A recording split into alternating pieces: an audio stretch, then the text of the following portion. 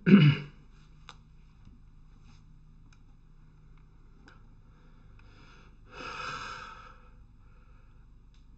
الله الرحمن الرحیم. اولوتان رینادین، انصاف علی هدایت هستم و برنامه 101 مهندسی جهر رو آغاز میکنم.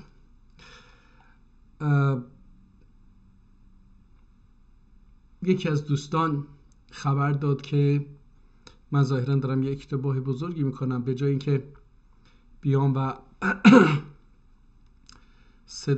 صدای موسیقی رو کم بکنم، ظاهرا صدای خودم رو کم میکردم و موسیقی بیشتر از صدای من شنیده میشد. به هر حال این باعث شد که تجدید نظری بکنیم و موسیقی رو نذاریم. در جرچه دل من خیلی میخواد که ماها با اون بخش از فرهنگ و ادب و تمدن معنوی یا فکری ترک و احساسی ترک ها هم آشنا بشیم. به هر حال ببینیم چی میشه.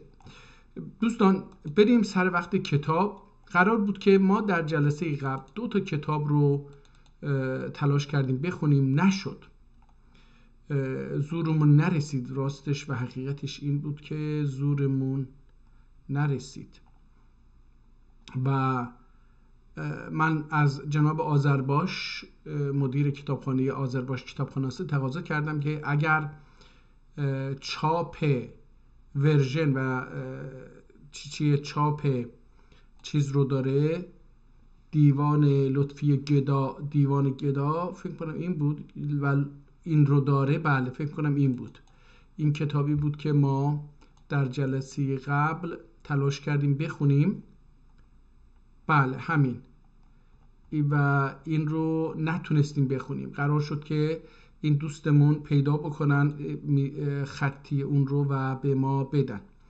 امیدوارم که به دستمون برسه و ما بتونیم اون رو بخونیم. در مورد کتاب بعدی که دوباره در سری قبل معرفی کردیم، این کتاب 150 صفحه‌ای بود که به نام لغت شاهدی هستش.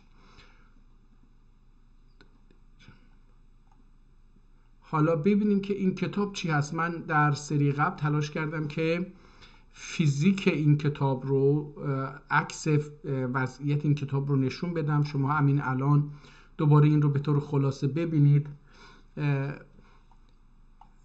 دوباره اینجا میبینیم این نقاشی روی داخل صفحه، نه روی جلد، داخل صفحه احتمالاً دوباره از نقاشی هایی هستش که بر روی آب کشیده می شده، ولی این بر روی آب نیست. به نظرم میاد که یه مقدار متفاوته، برای من متفاوته. اگرم روی آب باشه تشخیصش برام سخته. این قسمت رو هم دیدیم که سری قبل عرض کردم که اینجا اسم نویسنده که کتاب اسم اون بوده خط نزدن، در اصل تلاش کردن پاکش بکنن و یک کتاب جدید اینجا بنویسن که با خط کتابت اینجا خیلی فرق داره و گفتیم که این یک نوع سانسور کتاب اصلی هستش و دست بردن در کتاب اصلی هستش. از طرف دیگه ما متوجه شدیم در سری قبل که این کتاب یک کتاب ترکی هستش. حالا من الان دوباره میخونم ببینم که این کتاب به چه شکلی هستش. امیدوارم که این هم جغتای یا جغتای نباشه تا من بتونم این رو بخونم. این صفحه رو که میبینیم خوندنش اصلا برای من ساخته نشده. این خیلی اثر هنری نقاشی مدل، یه چیزی که من ازش سر در نمیارم.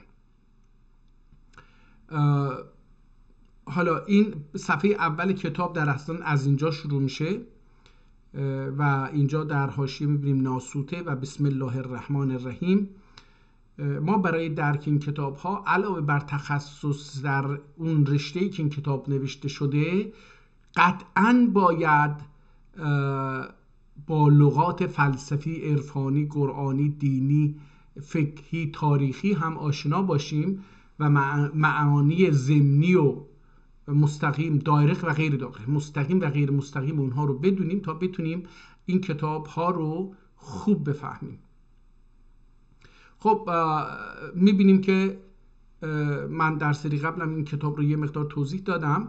میبینیم که از حالت 3 ویرگول در یه جا مثل یک گل استفاده کرده برای جدا کردن هر بخش از یک جمله، یعنی یک جمله رو اینجوری جدا کرده و بعداً میتونیم ببینیم که تبدیل شده به ویرگول. حالا اینجاها ویرگول رو میبینیم با رنگ قرمز هم اونها رو مشخص کرده و علاوه بر اون اگر حدیثی، آیه یا یه تیتری مینویسه یا میخواد پایان مطلب رو، یعنی نقطه پایانی رو مشخص بکنه و آغاز مطلب بعدی رو، اون رو هم با قرمز مینویسه تا اون رو مشخص بکنه. گفتیم که این کتاب حتی بعضا اینجا دیدیم کتاب رو کاری که کرده این هستش که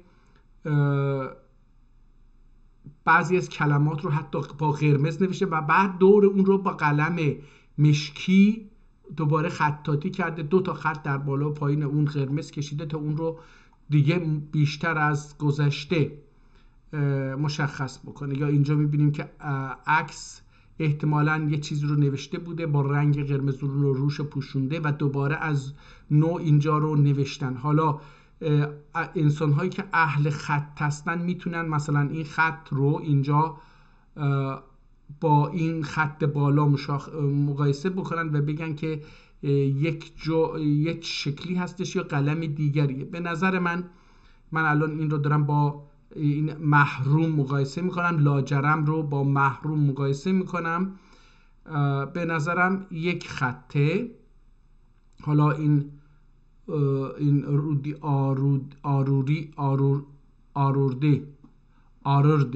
حالا این آرورده احتمالاً باید ببینیم که آیا به این شکل اینجا زارو رو میتونم ببینم که تقریبا به یک شکله. میتونم بگم اینجا احتمالاً خود نویسنده این کار رو کرده و اینجا میبینیم که با خط سیاه این صدف رو یا هرچی بوده این رو خط زده. حالا بعضا همونطور که قبلا در یک کتاب دیگر عرض کردم، پانفارسا و پانیرانیستا و مخالفان ترکا این کتاب‌های خطی قدیمی رو یا صفحه هاشو پاره می‌کردند اگر دستشون بود و یه چیزی بر گذشته آذربایجان، تاریخ آذربایجان، قهرمانان آذربایجان یا ترکا اشاره می‌کرد، اون صفحه اگه خیلی زیاد بود اون رو حذف می‌کردن، یا اینکه با ابزار مخصوصی مثل چاقوی جراحی یا تیغ جراحی روی این کلمات مورد نظرشون رو میکندن خیلی به نرمی و بعد دوباره اون رو دوباره نویسی میکردن اون چیزی که خودشون میخوان و اگر هم که دیگه نبود اون صفحه رو میتونستن از بین ببرن یا کل کتاب رو از بین ببرن که بسیار از کتاب ها به همین شکل یا از کشور خارج شدن، از دست آذربایجان اینا خارج شده یا از بین رفته، کاملا سوخته و از بین رفته.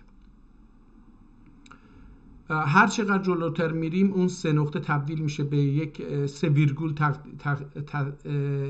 تبدیل پیدا میکنه به 1 ویرگول و جمله ها بهتر میشن، حتی متن. حالا ما سری قبل عرض کردیم که متن این کتاب توسط چند نویسنده نوشته شده به خاطر اینکه قلم ها و خط ها بسیار بسیار متفاوت از همدیگر هستند و این نشون میده که نویسنده کتاب 1 نفر نبوده و چندین نفر. نگاه کنید مثلا این 2 خط رو اگر با هم مقایسه بکنید از نظر قلم و از نظر حرکت قلم بر روی کاغذ با هم بسیار فرق دارن. به نظر من حداقل، من به عنوان یه آدمی که خط رو نمیشناسم میگم، ممکنه یه دوستی نگاه بکنه و به دقت هم نگاه بکنه و بگه که نه اینها یه قلم هستش. در نتیجه اون جاهایی که تخصص من نیست رو من روش خیلی زیاد، تخصص من در حقیقت در خواندن این کتاب ها هیچی نیست، هیچ تخصصی در خواندن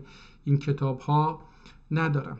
خب بریم این 150 صفحه رو، همین پی دی افش هم 150 صفحه از خود چیز هم بعد از یه مدتی میبینیم که دیگه از رنگ قرمز خیلی استفاده نمیکنه. اگه دقت بکنید از اون 3 تا ویرگول یا یه دونه ویرگول و نقطه و اینها خیلی استفاده نمیکنه. نگاه بکنید صفحه فقط یک ریز و کلمات هم دیگه اون فاصله یه چیز رو ندارن، خیلی تو دل هم رفتن، خیلی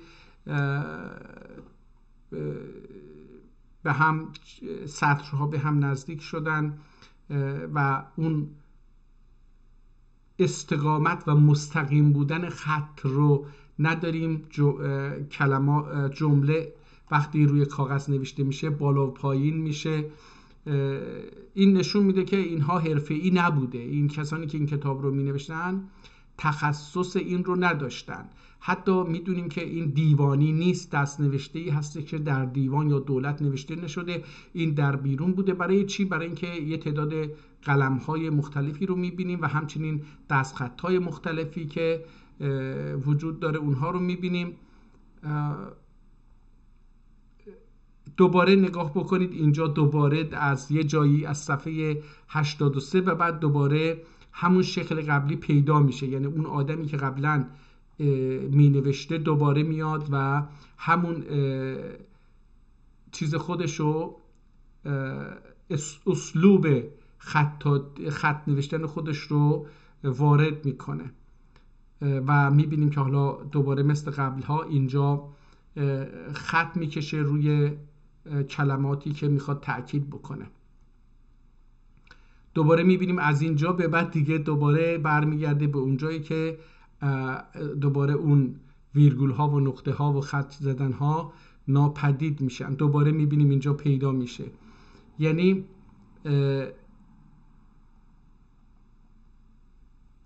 یا دو حالت خارج نیست، یا نویسنده این هر روزی یه مودی داشته، یه از رگ خوابش، از خواب که بیدار شده با یه هیجان خاصی، با یه ناراحتی خاصی بیدار شده رفته این کتاب رو بنویسه، یا اینکه قلمش هم بلد نبوده خودش درست بکنه، یا خودش درست میکرده نمیتونست استانداردش بکنه، هی تغییر میداده و بر اساس اون روح و حالتی که داشته خب خطش هم فرق میکرده، نوع جمله بندیش فرق میکنه، روی نوع احساس بیانش هم فرق میکنه.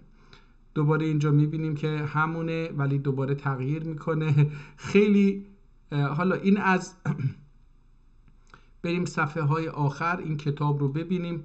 نگاه بکنید عکسای زیبایی که از کتاب گرفتن خیلی بلنده، به اندازه چند تا صفحه A4 این عکس‌ها رو بلند کردم و PDF هم اینها رو چجوری گرفته واقعا من در حیرتم. برای درسته اینها رو یک صفحه نشون میده، اما واقعا این یک صفحه‌ای که این داره، مثلا اون یک صفحه‌ای که عکس‌های دو عکس قبلی داشت با این صفحه‌ای که اینجا دیده میشه، ببینید اینم یک صفحه است ولی بسیار و یا اینا که الان داریم میبینیم اینا یک صفحه است و اون دو تا عکسی که دیدیم صفحات دیگری هستن.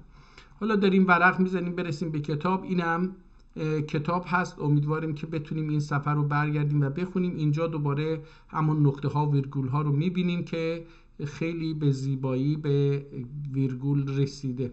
امیدواریم که بتونیم از اینجا یه تاریخی رو در بیاریم.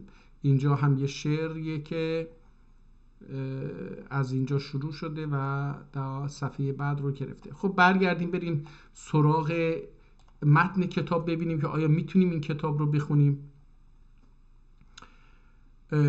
این کتاب اسمش لغت شاهدی هستش، همین چیزی که اینجا بعداً نوشته شده هستش رو میبینیم.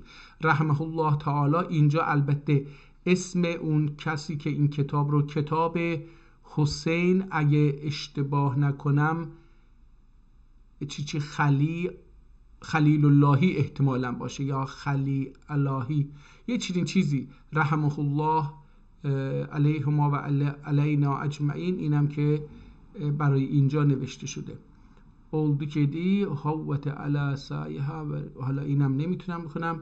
اینجا هم که به هم چسبونده سنا لایگimdir ای خسرو عالم شالم bana zulm eylesen köke çıkar afganım. این شعر بوده. sana layıktır ای خسرو عالی شالم، همون شانم شالم، bana zulm eylesen köke çıkar afganım، اگر به من ظلم بکنی، افغان و فریادم ناله ام به آسمون بلند میشه. اینجا با یه عدد 818 مواجه هستیم که نمیدونم چی هست و اینجا هم با یه عدد دیگری مواجه هستیم که 1875 هستش. الان 2012 ببخشید 1878 22 سال از اونجا 250 سال، حدود 250 سال قبل این کتاب نوشته شده در 6 می. بذارید ببینیم اینجا چی میگه. بسم الله الرحمن الرحیم. مطلع انوار کلام قدیم، فاتحه نسخه توقیع دین، خاتمه را و لازالین، علا علی علا علی علا من موخر الانام من غرق العدن علیه السلام. احتمالا من غرق العدن علیه السلام، ورق نگار کتاب انزل الیک، ورق نگار کتاب انزل الیک. احتمالا این انزل نوشته. و قصه کزار لسته گذار نحنو نقص علیک، منشی جریده ام الکتاب و نقاش صحیفه فصل الخطاب آفتاب، الله نور السماوات و ما متاب. الحمد لله الذي جعل الظلمات نور مصباح اصباح مثل نور کمشکات قال له مشکوت. و اذ قال ربک للملائکه انی جاعل فی الارض خلیفه، اولدم کی سلطان عقل لاهوت، ارز بدن ناسود. سلطان عقل لاهوت. ببین اینجا لاهوت رو به خدایی بست. قبلا اینو در یه جلسه‌ای با مراجعه به یوتیوب اینها رو خوندیم که لاهوت یعنی چی، ناسوت یعنی چی. اینجا این ناسوت رو خوب ننوشته، این حاشیه اومده ناسوت رو خوب نوشته که مشخص بشه. اولدم کی سلطان عقل لاهوت، ارز بدن ناسود، خلیفه یزدانی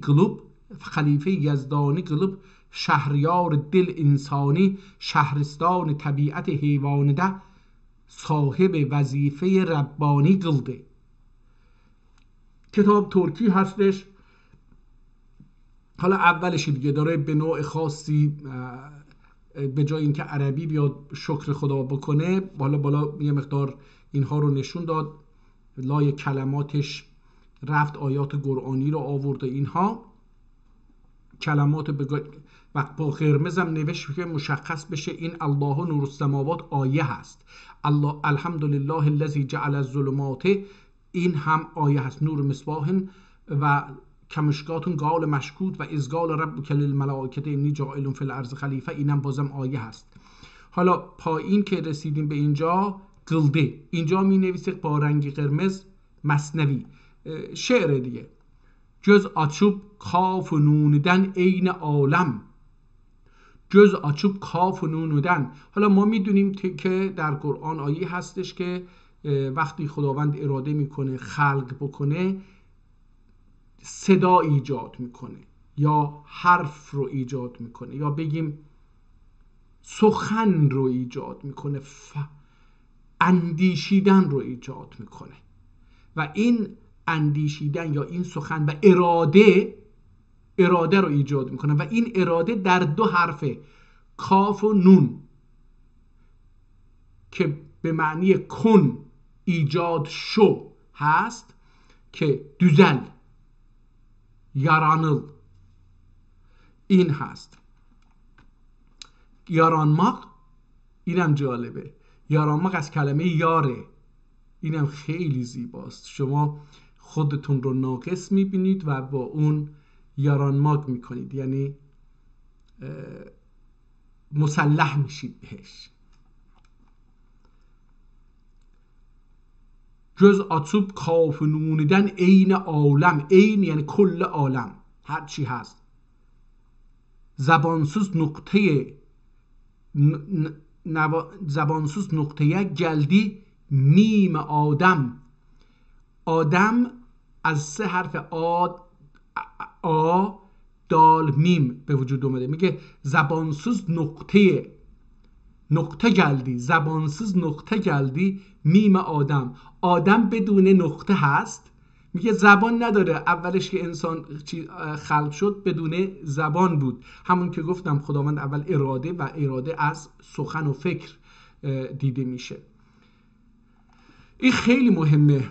ببینید وقتی میگیم کاف نون، اول باید شما یه فکری داشته باشید، یه هدفی داشته باشید، یه اندیشه‌ای داشته باشید، بر اساس اون بخواید یه چیز رو ایجاد بکنید و برای ایجاد اون اراده میکنید. وقتی اراده میکنید اون اراده اولیه‌شون به شکل تصمیم، به ابراز تصمیم به وجود میاد و اینجاست که سخن سمبل فکر، تخصص ذهن، اراده شماست.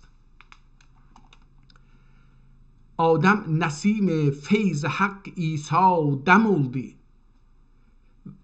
Deminden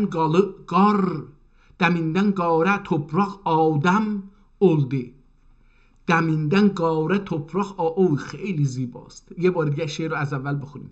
جز آسوب کاف نونیدن عین عالم. زبانسوز نقطه geldi میم آدم. نسیم فیض حق İsa'dem oldu. Deminden gare toprak Adem oldu. Bölünmez خاک آدم denme kanda denme kanda. Anın çün yokturur Adem cihanda. Dariqa gani ol devlet humasi. Hayat abi gibi yoktur garabi. احتمالاً گراسبی.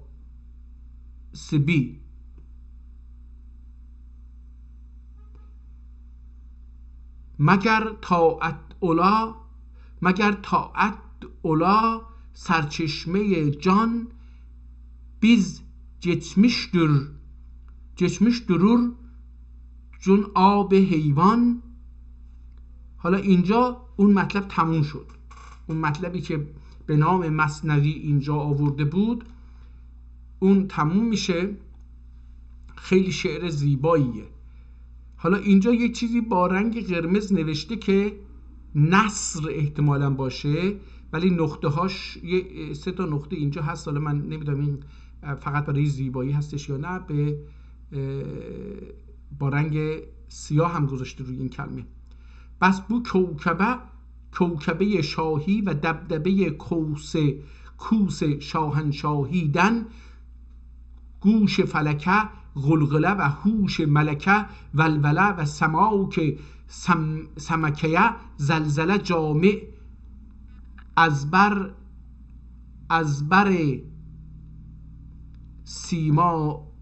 سیماده و مسجد انوار اقصاده. خطیب منبر عرش و سجاده نشین محراب فرش. امام کعبه قدسندن و همام مدینه کاشانه انسندن.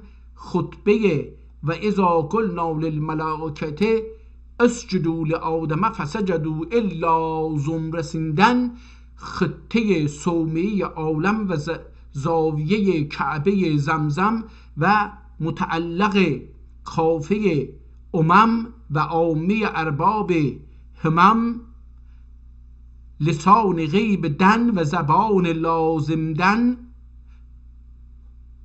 زبان لاربدن. حالا این چیه؟ زبان لارمدن. لاربدن.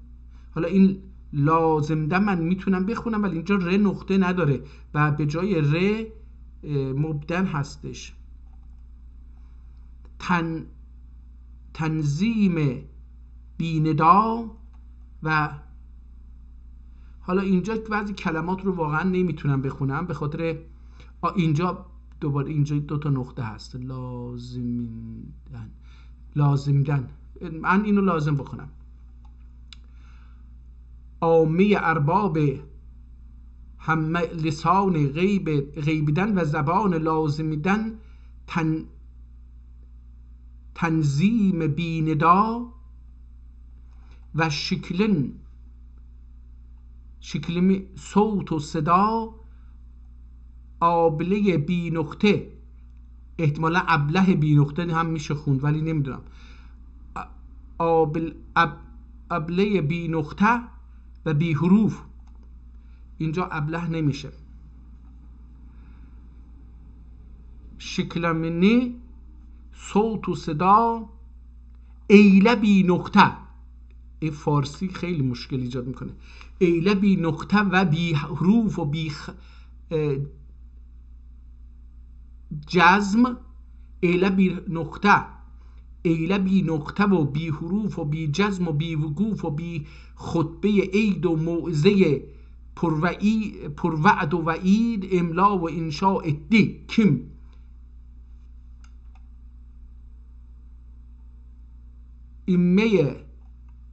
ایمه ملک، احتمالاً ایمه ملک و جماعت جامع، نه فلک اول نخ فلک احتمالاً بشه. اول قبله دل و جانم و محراب زمین و آسمانه. سق صف هم میتونه باشه. صف و طرف قیام و قعود و رکوع و سجود. ادب راکعون و ساجدون فسجد الملائکه کلهم اجمعون. مثنوی گلونوب مسجد فلکده نماز. صدره açtı duaya dest niyaz. Doğruluk üzere çün qiyam etdi. Anda Cebrail hak amam etdi. Kej idi çün ruku şeytanın. Cümle sahv oldu secdesi anun.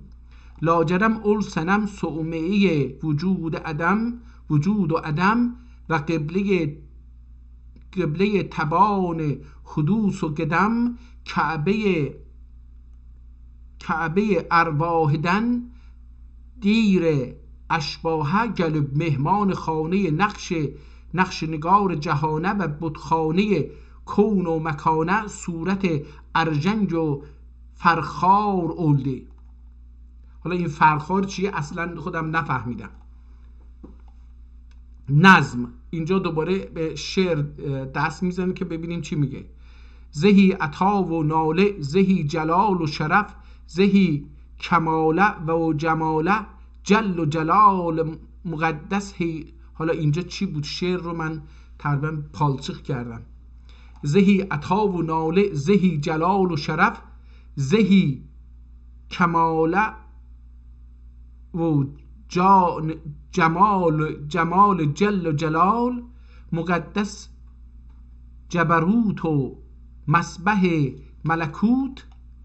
یسبحون له بالعدو و الآصال، احتمالا بالغدو و الآصال. خصوصا اول مکمل چشم مازاغ البصر و منور طلعات اقتربت الساعة و نشقت القمر و نشقت القمر، نشق القمر ببخشید، که عین علو بیش. حالا این کلمه رو نمیتونم بخونم. بیمستی می نرگس. حالا این چی بوده؟ نره کس نرگس هم باشه. زار حرم ناسوته التفات نظر قلمدی و نظر عفو اسمتی. حالا اهر گلزار ملکوتی انینه آلماده. حالا اینجا دیگه بریم یه صفحه دیگر رو بخونیم. حدود نیم ساعته که اینجا هستیم. بریم از هر صفحه، از هر 10 صفحه یا از هر 20 صفحه یه مقدار بخونیم. بریم صفحه 20. خب یه مقدار از اینجا بخونیم، از یه جایی که بتونیم بگیم اینجا اوله. نظم. Adı var kendi kimya kibidir. İstilahat simya kimidir. Nece İskender alboy candan teşne leb که gitti akıbet andan. Huntelebler dehani gibi hemen adı var kendi cani gibi benhan. Nasr. Çünkü dil navcavan her zaman ol saz muhalif ila ola ve tarik avazun ve degildi avazan دگلدی و نغمه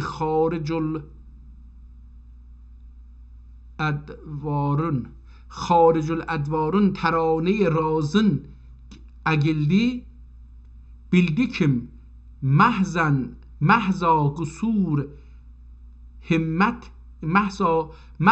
قصور همتden ناشی bir ve هم mesela şeyidir ki موجب نهاون و نرانی و ترانی نهاون و ترانی و مستوجب هرمان نیل و امانی دامانی نیل و دامانی هم قوم لا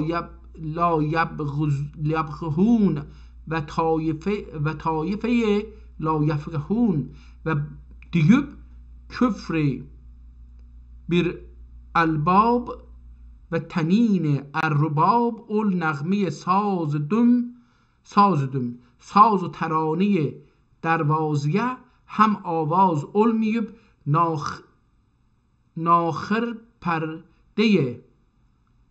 ناظر پرده غیب و منتظر آهنگ سالار لاریب علوب دردی اول ترانه گوش جان اردی. حالا اینجا مطلب تغییر میکنه. بریم صفحه 40. یه مقدارم از صفحه 40 بخونیم ببینیم که اینجا چه اتفاق میفته. گر خبرler alıp satmakta Üstad Kadir'dir. Xennas div ana nisbet Cebrail Azam'dır ve vesvasın cin ana gör alemde bir ademdir ondan daire şehr didar ve havze گلشن باغ رخسار ملتفاسندن شام زلفی مشکباره و صبح آنغدارون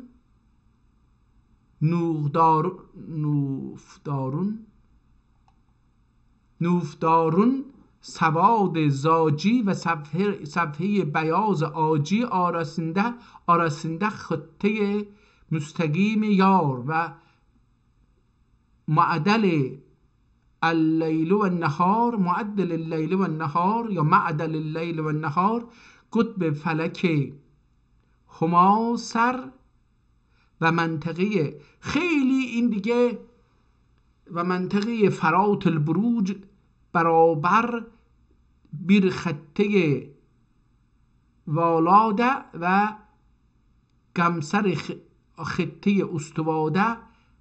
حالا خیلی این دیگه رفته تو ادبیات بسیار پیچیده‌ای که در زبان فارسی هم یه چنین چیزایی هستش، بهش میگن اگر اشتباه نکنم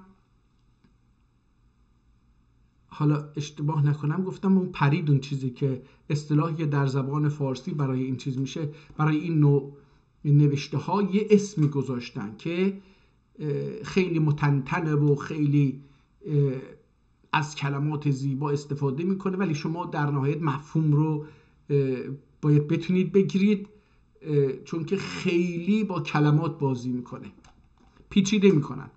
بریم صفحه 60 ببینیم که صفحه 60 علیه السلام چه چیزی برای ما داره.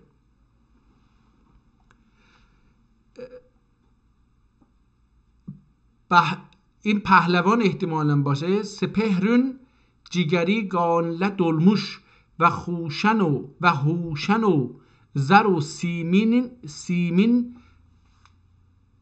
و زد زرهنی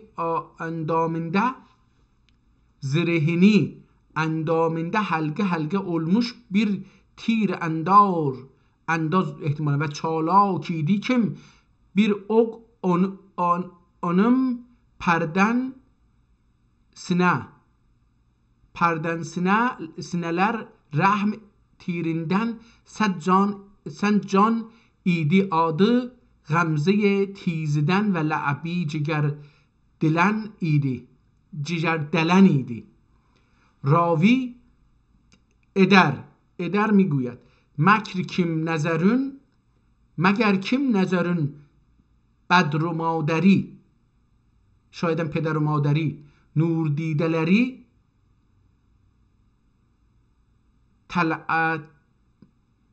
تاغلیت عالمنده،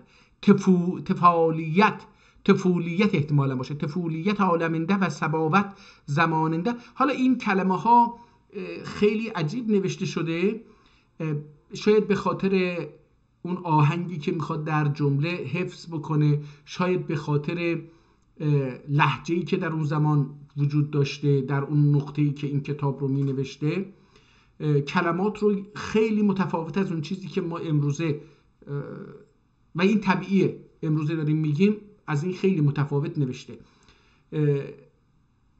اون صداگذاری یا اعرابگذاری یا استانداردی که من میگم اون رو نیاورده، در نتیجه ما نمیتونیم بفهمیم. کلمات رو نرمالش بر اینه که کشیده، سین رو به قدری میکشه که که و ر رو، جگر رو، اون جگر بین که و ر رو اون قدر میکشه که مثل سین سره.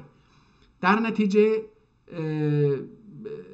بعضی جاها نقطه میذاره، بعضی جاها نقطه نمیذاره، یه مقدار سخت خوندن این، ولی آدم اگه بخواد این رو بخونه باید همینجوری دیگه مثل من نخونه که یه ذره از اول بخونه و دوباره بره، باید یه 10-20 صفحه اول رو خوب بخونه، دوباره برگرده بخونه و این 20 صفحه با اصطلاحاتی که به کار برده، با حرکت قلمش برای نوشتن حروف مختلف و چسبوندن حروف به هم، چشم و این حافظه و عقل انسان، مغز انسان عادت میکنه و یواش یواش در اثر این خواندن این نوع کتاب‌های قدیمی خطی دست نوشته ترکی، شما با رسم الخط این آدم، با کلماتی که می‌نویسه، با نقطه گذاریش، با نوع آهنگ صداش، اینها آشنا میشید. خب در نبود اون اعراب یا استاندارد یا صداها خیلی سخته که اینها رو فهمید. و مثلا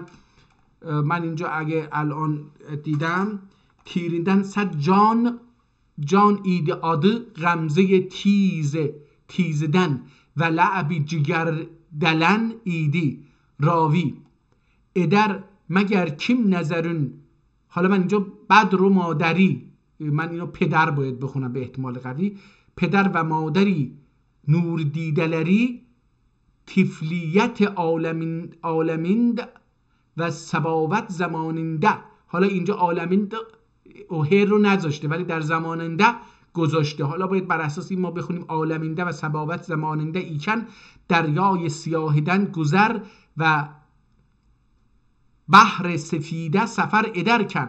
حالا دریای سیاه و دریای سفید، دریای سیاه در شمال ترکیه امروزی هست، دریای سفید در جنوب ترکیه امروزی هست. حالا اینجا رو دریای سیاهدن گذر و بحر سفیده سفر ادر کن نظرون bir گرانداشی جز گرانداشی همان bir گرانداشی. حالا این ای دو تا نقطه گذاشته در زیرش هم یا رو کشیده. من چون نقطه ها هم خیلی از هم فاصله گذاشته فکر میکردم این شببیه، یه جای دیگه هم اینو شببی خوندم. حالا باید برگردم دوباره اونو درست بخونم. bir گرانداشی جز یاشی جبی iki göz arasında ve bahre sefidün siyah ve gerasinde nezerden cüda bedr و مادر پدر و مادر رخصیندن ناپیدا احتمالا ناپیدا olmuşdi رورکار. حالا اینجا روزگار ایله سواحل شهر دیدار و منازل حسن قمر رخساره یول بولموش. حالا اینجا هم بول نوشته، باید اینو یول بخونیم. یول بولموش دی اتفاق اول. حالا اینجا این چی باید بخونیم؟ شیهه مرد شبه مرد یا شیر مرد احتمالا. اتفاق اول شیر مرد افکن او شیر مرد او اول شیر مرد افکن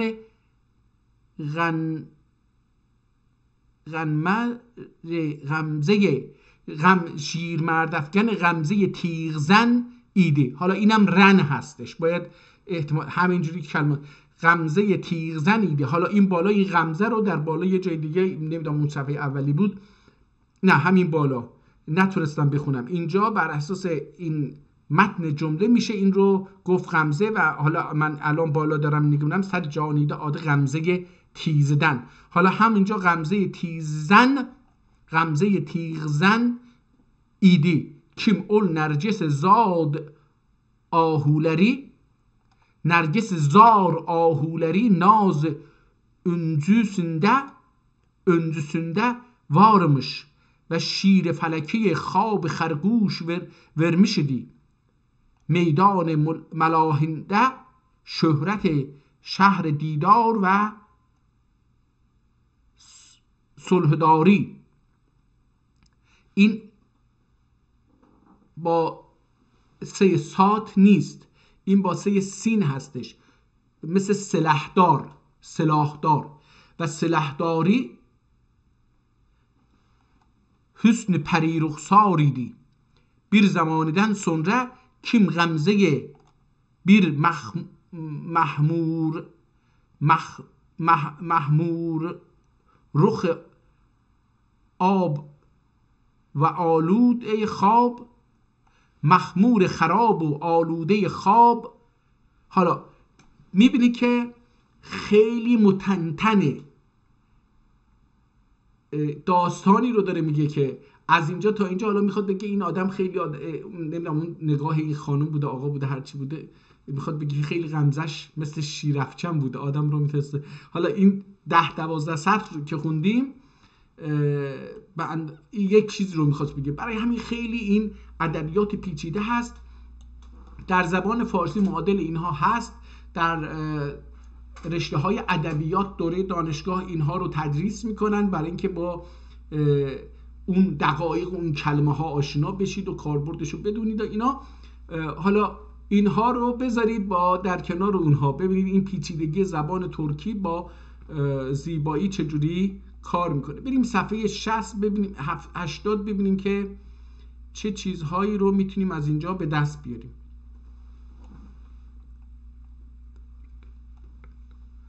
آدوارون یار دهی و شیخ موسیگارون همراهی ادب احتمالاً همراهی ادب دم و داوود و دم و داروله دمساز و زیور دمساز و زیور اشکله هم آواز قلدی بونز زمان در کی دست حسرت له göksüm dökülüp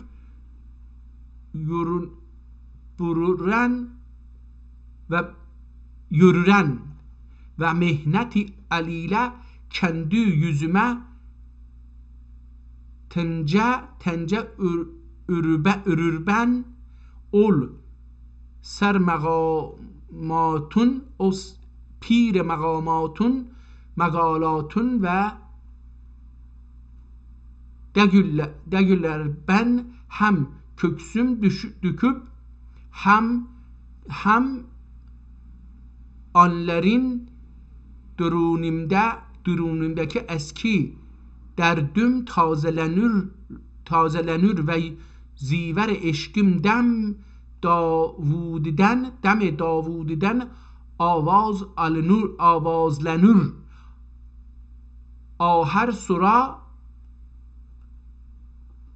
sura ma'a Hicaz و عراقی تمام و مواضع اشاقی مقام به مقام سیر ادب قانون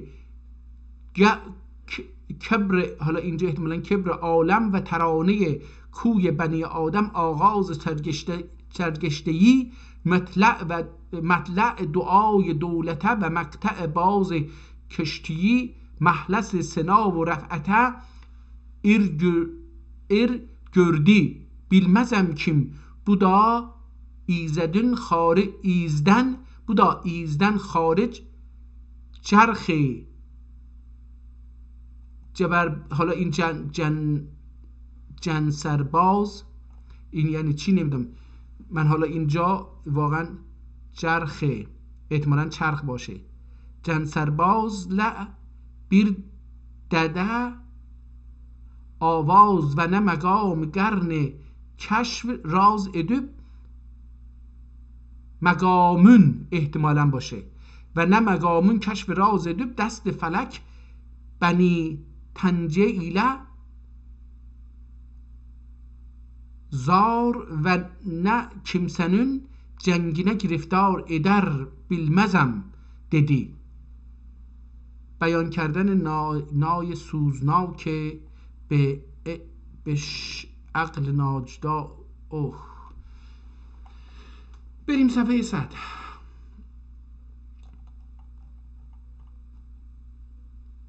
ببینیم که اینجا چی میگه. خیلی پیچیده است این مطلب، واقعا نقطه گذاری سخته و مادام تا زمانی که این کتاب اگر حروف چینی بشه به نظرم خواندنش 100 برابر و همچنین درکش 100 برابر راحت تر میشه. الان این چیزی که ما میخونیم دست نوشته هست، خطی قدیمی و خط هی تغییر میکنه از صفحه به صفحه دیگه، نوع قلم و نوع خط و نوع چسبوندن حروف به هم و تشکیل یک کلمه خیلی متفاوت میشه، فاصله سطرها کم زیاد میشه، کلمه ها خیلی یا تو دل هم میرن یا یه ذره از هم باز میشن، در نتیجه چیز نداره، ثبات نداره متن. من هم که ثبات ندارم، در نتیجه نه otlar buldurdun و لاف gezafile erzün cenzinelerin bana Sikender sıfat buldurun آخر ol bustanın lale خدleri yanında beni seyr رویاد سیر خرو ادب. حالا اینجا خ چی هست نمیدونم، سیر خرو ادب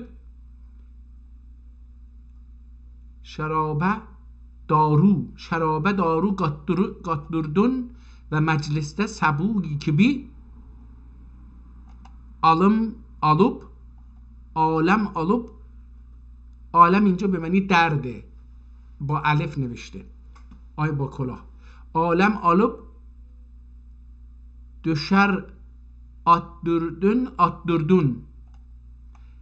attırdın deyip مگر kim رقیب bir خشمین سوراخ چشم آدلو سو غلمش bir kör guyusi واریده. حالا بیا و درستش کن. متن خیلی ثقیله. در زبان فارسی فکر کنم متن ثقیل میگفتن، فکر کنم اینجوری. بریم صفحه 120 هم یه چند سطر از اینجا بخونیم. معلومdur ki kendi gelen dövləti rədd və haqdan məftuh olan rəhmət qapısın sad etmək nə qanun aqlə mütabiq və nə qaidə nəqlə muvafiqdur. Pəs hingam fürsəti qənimət və əyyam rüxsəti nemət bülüb dil məcruhi kənarı hilmün və sinə cərahatlərinə həm şükr و هم نمک هم şeker و هم نمک ekmek gögül muradini hasil ve dilname adı merdane ve vasıl etmek necedir diye olgun dehan oğul çe dehan ağzına dil sufub dil sokup bir zaman قبل و گیل و گال احتمالا باشه گیل و گال و امتحان yüzünden ağzın arayıp nece dürlü sual etti ondan naz etti ey firdevs hüsnün tar باغی و gül nergisün çeşmi çırağı nazm su gibi bal sen ey serv azad arışmez damenü ki dست şimşad gerek kim Kabe gibi ola mestur cemalün Kabe'si cün oldu purnur gera gökde coştur ab heyvan hayat Hızr sen ey çeşme can olursan Kabe gibi ger siyah buş giyinide ola ya giykide ola gıblede ola ihtimalen ne اینجا kaf هستش gıblede ola aleme halk durguş melekler el açıp her dem niyaze dur eler garşu ki saf namaze duralar garşu ki saf namaze uralar Kabe gibi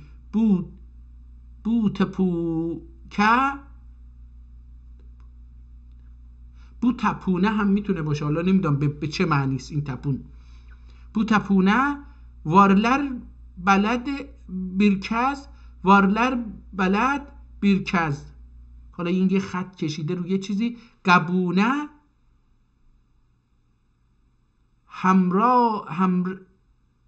memraş altın olurken kimyadan adı verkendu behandur aradan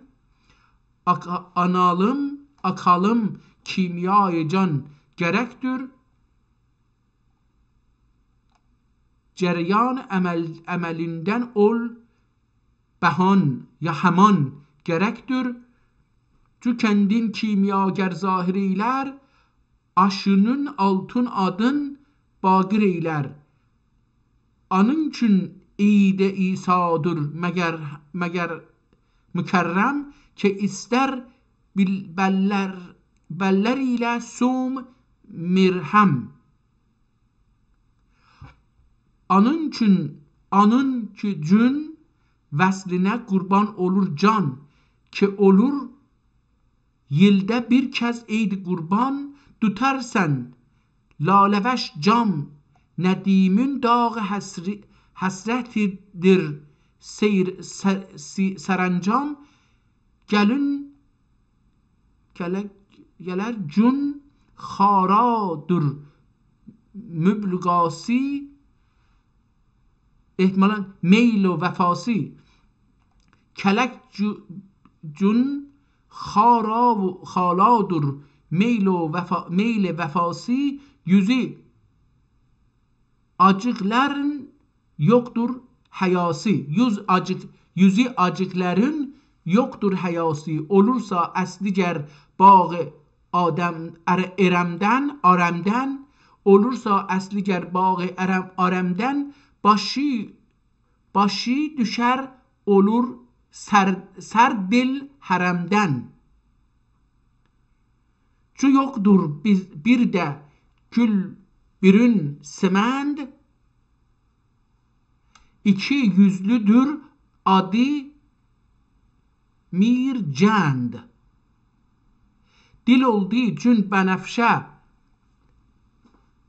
حالا اینجا یه چی یکادن یا میرکادن، زبانون çektiler آخر قفادن. Eşittim ben ki her şiir cihangir olubdur sen gözü ahuye نخجیر. چراغ حد کن پروانسیدür. Çırağı haddünün pervanesidir. Behar hüsnünün divanesidir. Bu şirin kar harab eder. Bu şirin kar çerb eder zebani. Şükür şeker helvayimdir raygani. Rehlün سراتون ای آینه رخسار. حالا اینجا یه چیزی هست رخون مرآتون. رخون مرآتون ای آینه رخسار. Bu صورت اغرسوندن سقل زنهار. نثر. حالا دوباره وارد نثر شد. این یک صفحه کلا در حقیقت میشه گفت که شعر بود، خیلی هم زیبا بود. من دو سه تا کلمه‌شو نتونستم بخونم، الان برگردم بخونم میتونم بفهمم، برای اینکه تقریبا تو این شعر با مفهوم شعر، با کلماتی که در جاهای مختلف نوشته شده بود آشنا شدم. ولی اگر اعتراف بکنم دو تا سه تا کلمه بود که نتونستم بخونم، به خاطر حالا این برای اینکه اونها رو هم بتونم بخونم باید خیلی صفحات دیگر رو هم میخوندم تا میتونستم این رو بخونم. بریم صفحه 140.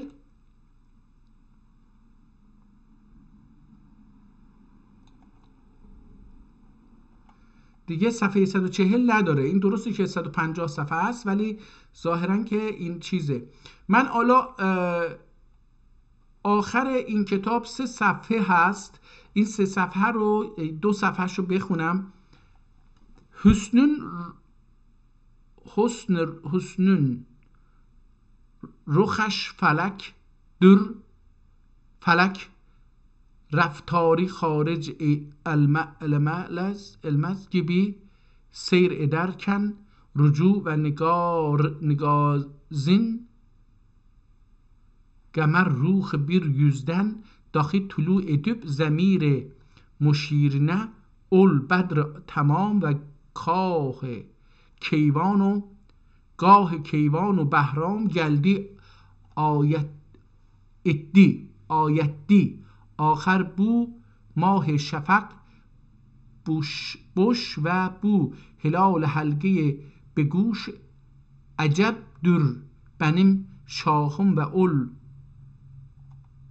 güneş yüzlü o güneş yüzlü ماهم dinlese. حالا چی گفته؟ از اینجا به بعد داره شعر میگه. لباسیندن حلب بیر شاه سگزر بنزر، احتمالا لباسیندن حلب بیر شاه بنزر شفقلر کید و کندن ماه بنزر عجب در kim benim şahım değilse melek misrindegi mahim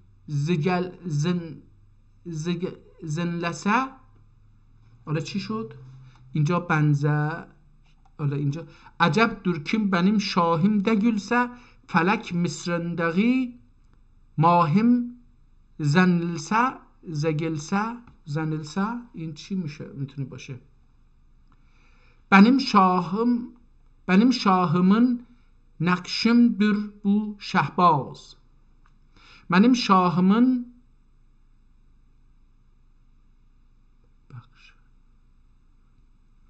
bakşalım. Benim şahım bakşalımdır bu şehbaz. Şikar öründe kılmış bunda pervaz. مبادا فوت اله فوت الا فرصت بهاری فلا بوداغ حسرت لالزاری فلا بوداغ حسرت لالزاری روان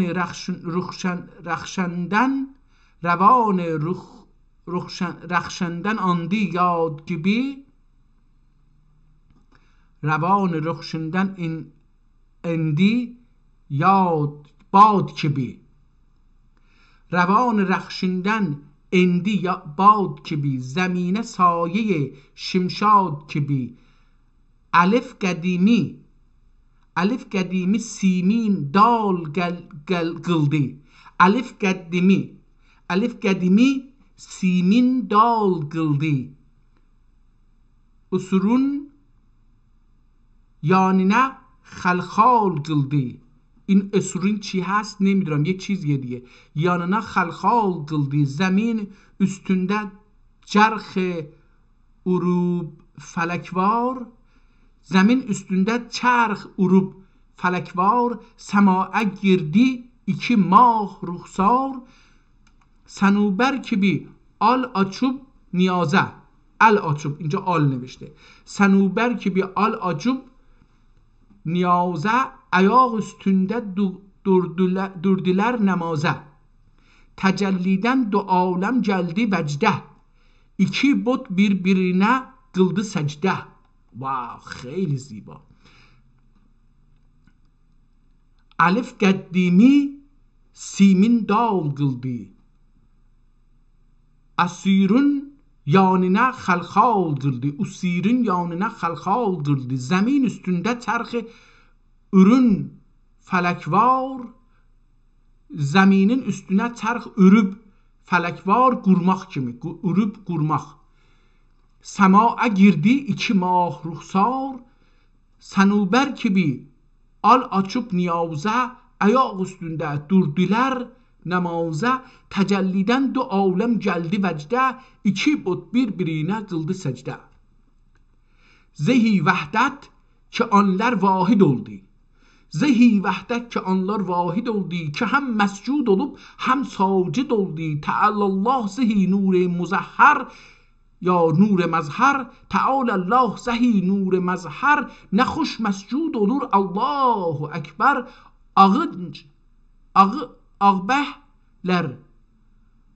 ağbehler durdular saf saf kıyame. این ağbeh چی میشه؟ ağbehler durdular saf saf kıyame که یعنی biz dahi uyduk imame. Teşehhüd varıp dağlar huşu'a. Teşehhüd varıp dağlar huşu'a sucud etti her gökler rüku'a. Çoğaldılar rükûi o kıyami birbirine kıldılar salami. Selam olsun bunun namaza.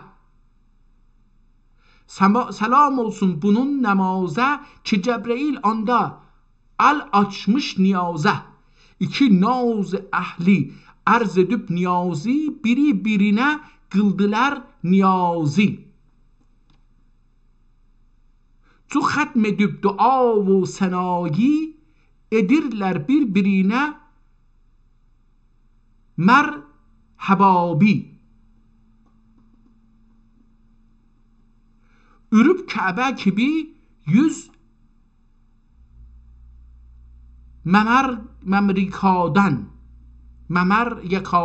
yakadun ihtimalen. Ürüp Kabe kimi yüz yakadan tavaf eyledi birbirin safadan. Nazar etdikdə şahi gördü leşker. Nazar etdikdə şahi gördü leşker. Bir iken iki şah olmuş beraber. Bas ondan sonra mahi مهر رخسار. بس ondan sonra mahi مهر رخسار رکابون öptü ol şahın قمروار که خسروlar قبولده bendün olsun. Ki خسروlar قبولünde benden olsun. Cahan خسروları افکندن olsun. همیشه بدر حسنün gibi ey mah. همیشه بدر حسنün kimi ey mah. Seni günden güne var etsin Allah. Cemalın üzün altın gibi şahım. Cemalın uzun altın gibi şahım. Cemalın özün altın kimi şahım. Günün günden yek olsun padişahım. Gel terkibi meyl edip sebabe. Kül terkibi mil edip sebabe. Ne yeller esti geldi bu araya. Güneş yüzlü eğer etmez sana ağır. Güneş yüzlüm eğer etmez sana ağır. Müşerref eyle göz her gözle lek var. Güneşle yüzlüm eğer etmez sana ağır. Müşerref eyle göz her gözlün var. Qədəm rəncidə qılsan nolə şahım. Sınır gedər bəndə xanə padişahım. Çırağı məhki mehrün bir toydur. Çırağı məhki mehrün bir toydur. Gecələr təkyəsi, gecələr təşkiki dərviş avidir. Geceler tekkesi derviş adidir. Ana kim ünsücün olmuştu memur. Nedimi hudhud idi همدمی مور. تمام شد کتاب حسن دل در تاریخ. شعر نیستی که تمام شد کتاب حسن دل در تاریخ. اسم کتاب حسن دل بوده. سنه الف و سته در شب دوم 5 ماهی ربیع الاول. پس تمام شد کتاب. این حالا اینجاشو فارسی نوشته. تمام شد کتاب حسن دل در تاریخ. این کتاب حسن دل در تاریخ سنه الف و سته 1006 در شب دوم 5 ماه ربیع الاول. احتمالا شعره. اینجا شعر باز. تمام شد کتاب حسن دل در تاریخ سنه الف و سته در شب دوم 5 ماه ربیع الاول. آگلا بر من مکن ناز و عتاب. چون خطاسی رفته باشد در کتاب. آن خطایی رفته را تصحیح کن. از کرم والله اعلم بالصواب. حالا اونم بالا شعر بوده. تاریخ رو نوشته. پس این کتاب حدود 440 سال عمر داره. حدودا نه دقیقا اینقدر عمر داره. این آدم اینجوری نوشته. هرچه خواند دعا طمع دارم. از آن چی بنده امیدارم. حر الدائی ابراهیم احتمالا باشه.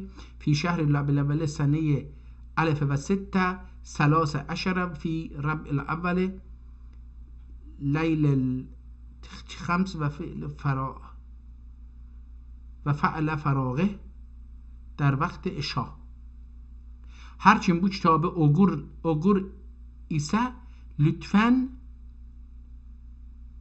ne de mercuun bu abdi fakirin ruhi için ve valideyni için bir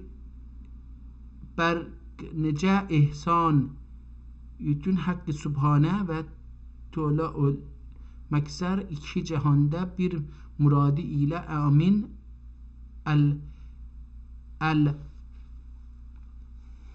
الحقیر محمد ابن حسن. الحقیر احتمالا باشه، الحقیر هم میتونه الحقیر محمد ابن حسین. نویسنده اسمش محمد ابن حسین هستش. در سال 1006 در شب دوم ماه ربیع الاول این کتاب دوباره در زیر تاریخ رو 2 بار نوشته. این کتاب رو نوشته. کتاب بسیار ثقیله. از اینجا به بعد که میتونید ببینید این صفحه ها و این چیزها خالی هستش و عکس های خیلی ارتفاعش خیلی زیاده، به اندازه چند تا PDF. یعنی اگر اینجا رو من الان نشون بدم، دوستانی که در یوتیوب دارن تماشا میکنن، این قسمتی رو که دارم نشون میدن فاصله تعداد صفحاتی هستش که خالیه. در خیلی صفحه هم نیست، ولی عکس‌ها به قدری طولانی، یعنی چند صفحه PDF رو گرفته. حالا اگر اینجا اول کتاب بیایم و فقط به همون اندازه بخوایم از اینجا بریم پایین‌تر نگاه بکنید، مثلا اینقدر، این 22 صفحه است. خب کتاب بسیار ثقیلی هست، در زبان ادبی بسیار پیچیده و ثقیل نوشته شده. علاوه بر اینکه این چند تا مشکل در خوندن این کتاب داشتم، حالا خودم رو نقد بکنم بهتر هست. یکی این که این کتاب خطیه. دوم این که این کتاب قدیمی، حداقل 440 سال عمر داره. سوم این که این کتاب با لهجه خاصی هم به نظر من میاد که نوشته شده و چون علائم سجاوندی یا علائم استاندارد اعراب رو نداره، صدا رو نداره، من نمیدونم باید چجوری بخونم. بعضی از کلمات رو متفاوت نوشته، حروف رو کشیدن حروف و عوض کردن حروف به هم و تشکیل یک کلمه رو در صفحه های مختلف خیلی متفاوت نوشته.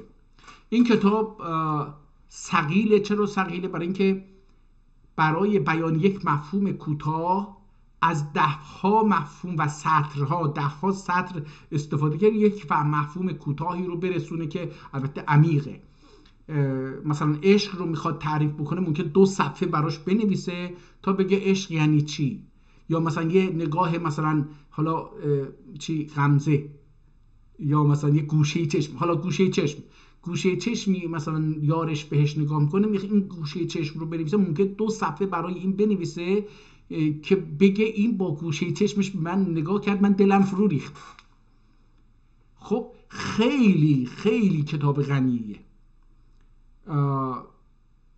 از عربی استفاده کرده، احتمالا از کلمات فارسی هم استفاده کرده تا بتونه یه متن ثقیل خیلی ادبی بنویسه. عرض کردم 440 سال پیش این کتاب نوشته شده توسط محمد ابن حسین فکر میکنم. اول کتاب ما دیدیم که اسمشو عوض کردن. اینجا من حسین اینجا من یه چیزایی میبینم ولی کامل نیست. یه جایی من در رابطه با این یه چیزی خوندم. الان اجازه بدید من ببینم، میتونم از گوگل کمک بگیرم ببینم که این گوگل کجا هست.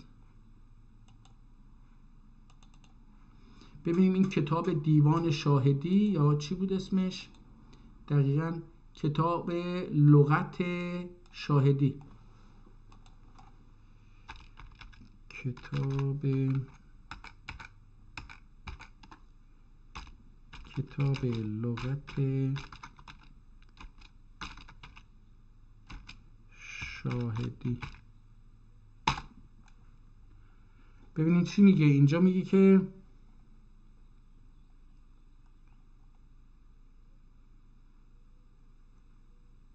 بذارید ببینیم اینجا شاهدی چی میگه. آپاندیس چی گفته؟ آباندیس. لغتنامه دهخدا. شاهدی، شاهد بودن، حسن، زیبایی، یادداشت مؤلف، دلبری، شوخ فلان. شاهدی منسوب است به شاهد که نام بعضی از اجداد است از انساب سمعانی. شاهدی اخ.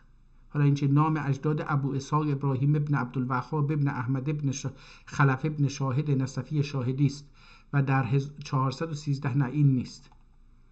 شاهدی نسبت به شاهد ابن اسعک ابن غطان ابن عبدالله ابن ازد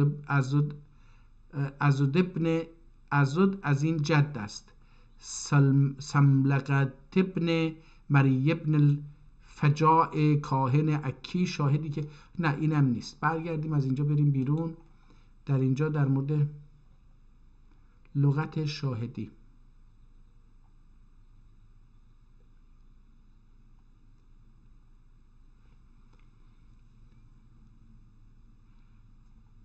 نه اینجاها چیزی در این باره نداره.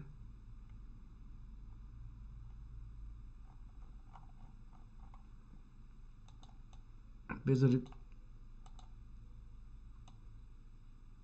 ببینیم اینو اگه به ترکی بنویسیم.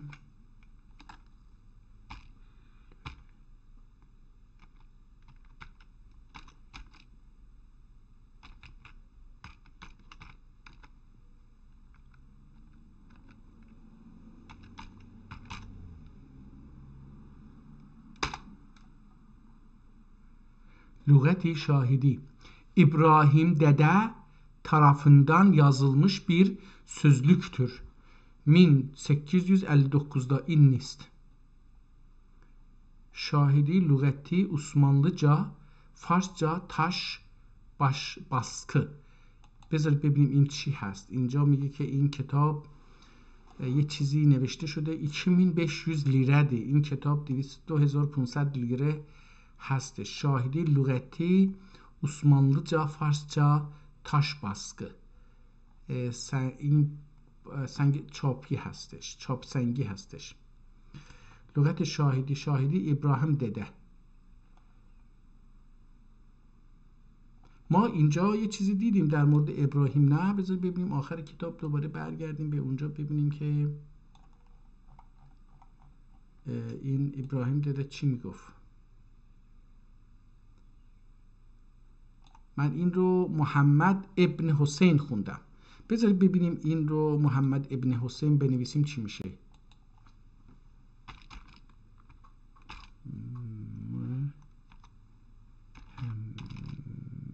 محمد bin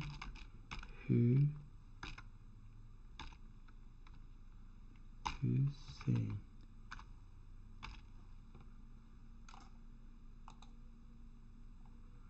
لغت شاهدی Muhammed İbni Hüseyin.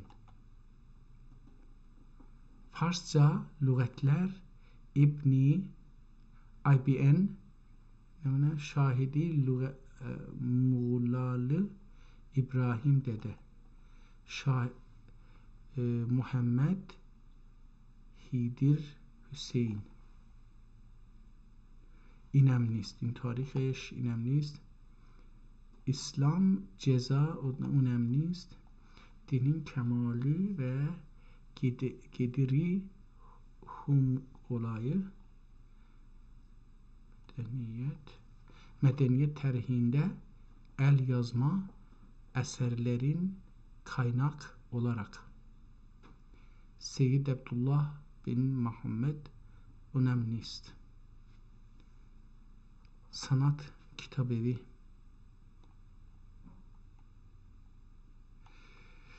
نتونستم چیزی پیدا بکنم متاسفانه که در مورد این آدم یه مقدار اطلاعات بیشتری پیدا بکنم. به هر حال به نظر من کتاب بسیار خوبیه.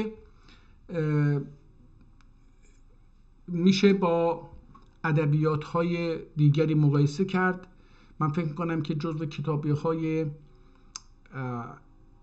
ثقیلیه که در زبان ترکی نوشته شده و بسیار پیچیده. به هر حال این کتاب باید در یه جایی تدریس بشه و ماها باید بشینیم و اینها رو بخونیم و یاد بگیریم. شکر خدا که امروز این فرصت رو داشتم و یک کتاب جدید رو خوندم. امیدوارم که در فرصت دیگری بتونم یک کتاب دیگر رو بخونم.